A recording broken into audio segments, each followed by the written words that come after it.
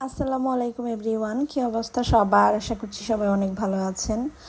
আমরাও আলহামদুলিল্লাহ ভালো আছি। আজকে একটা রেসিপি শেয়ার করব আপনাদের সাথে। তো সেদিন ভ্যালেন্টাইন্স ডে ছিল, তাই একটা রেসিপি বানিয়েছিলাম ভ্যালেন্টাইন্স ডের জন্য।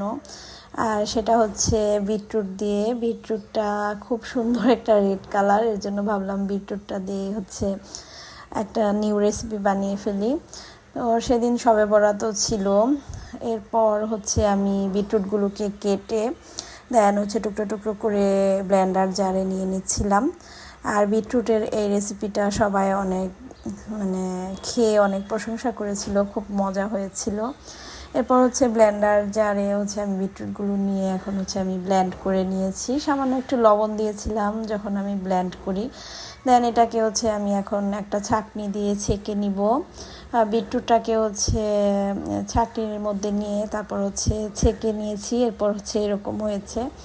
তো পিওর একটা জুস রেডি হয়েছে। আর এই জুসটা কিন্তু শরীরের জন্য খুবই ভালো। এটা লেবু, দেন সামান্য একটুখানি পুদিনা পাতা দিয়ে ব্লেন্ড করে খেলে অনেক টেস্ট লাগে আর স্বাস্থ্যের জন্য খুবই ভালো। এরপর আমি একটা প্যান বসিয়ে দিয়েছি চুলায়। এর মধ্যে আমি ঘি দিয়ে দিয়েছি পরিমাণ মতো, 2 টেবিল চামচের মতো এখানে আমি ঘি ইউজ করেছি। এরপর এখানে আমি 1 কাপের মতো দিয়েছিলাম সুজি। তারপর সুজিটা ভালো মতো আমি এখন সটি করে নিচ্ছিলাম, ভেজে নিচ্ছিলাম। তো এটাকে আমি একদম সুন্দর করে ভেজে নিচ্ছিলাম, গোল্ডেন ব্রাউন করে ভেজে নিয়েছি। এরপর এর মধ্যে আমি যেই বিটরুটের জুসটা করে রেখেছিলাম সেই জুসটা আমি এখানে দিয়েছি। আর সাথে দিয়েছিলাম চিনি, লবণ। তো লবণ চিনিটা আপনাদের টেস্ট অনুযায়ী দিবেন। তো এগুলো দেওয়ার পর আমি আরও কিছুক্ষণ রান্না করে নিচ্ছিলাম। আর এটা যেহেতু সুজি দিয়ে করছিলাম, এর জন্য সবসময় নাড়াচাড়া করে দিতে হবে। এরপর এর মধ্যে আমি দিয়ে দিয়েছিলাম 1 কাপের মতো গুঁড়া দুধ। গুঁড়া দুধটা দিলে এই রেসিপিটা অনেক টেস্ট হয়। এর মধ্যে আমি যেই বিটরুটের যেই ছাকাগুলা ছিল, জুসটা বের করার পরে যেগুলো অবশিষ্ট ছিল সেগুলো এখন আমি এর মধ্যে দিয়ে দিয়েছি। আর এটা অনেকে চাইলে স্কিপ করতে পারেন, বাট আমি দিয়ে দিয়েছিলাম। আর এরপর কিছুক্ষণ রান্না করে একটা ঘন আঠালো হয়ে গেলে আপনারা চুলা থেকে নামিয়ে নেবেন।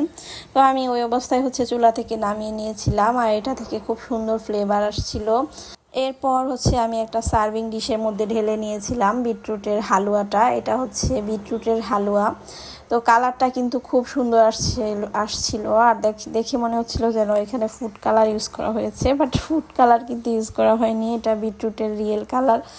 আর এটার ফ্লেভারটা এত সুন্দর আসছিল, আমার কাছে খুবই ভালো লেগেছিল। এরপর এর উপরে কাজু বাদামের গুঁড়া দিয়ে দিয়েছি, পেস্তা বাদামের গুঁড়া দিয়ে দিয়েছিলাম। আর এখন আমি ঠান্ডা করে নিয়েছি। পেস্তা বাদামের গুঁড়াটা আপনারা চাইলে স্কিপ করতে পারেন, দিলেও ভালো, না দিলেও হয়। আর খেতে অনেক মজা হয় দিলে, ফ্লেভারটাও সুন্দর আসে। অনেকেই পেস্তার ফ্লেভার সহ্য করতে পারে না, এর জন্য না দিলেও পারেন।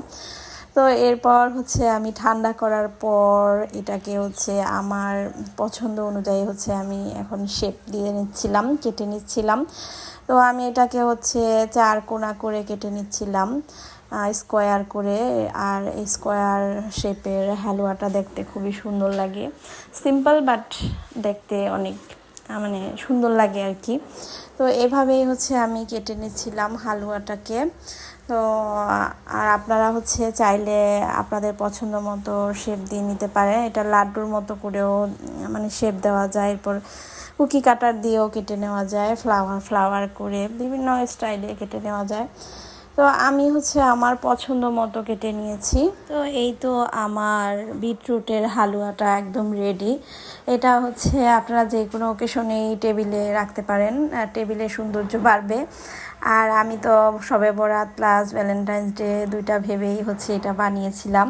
এরপর উপরে কয়েকটা কাজু বাদাম দিয়ে আমি ডেকোরেট করে দিয়েছিলাম এই বিটরুটের হালুয়াটাকে।